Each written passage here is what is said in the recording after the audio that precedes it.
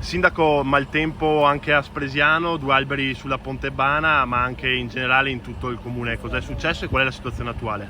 Ma adesso la situazione, diciamo che sta tornando sotto controllo, sperando che il tempo abbia finito di imperversare qui. Sono stati 10 minuti di panico totale, e alberi sì, sulla Pontebana. Adesso qui, grazie alla ditta delle manutenzioni, alla protezione civile e ai vigili del fuoco, siamo riusciti a liberarla.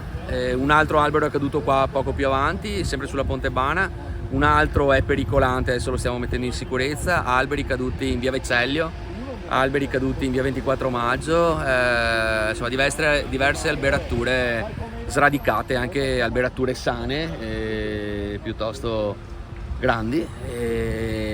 Non ho ancora la contezza di eventuali danni alle persone, fortunatamente comunque per ora nulla, e nemmeno agli oggetti, fatto salvo che sì, ho visto anch'io a casa, avevo un po'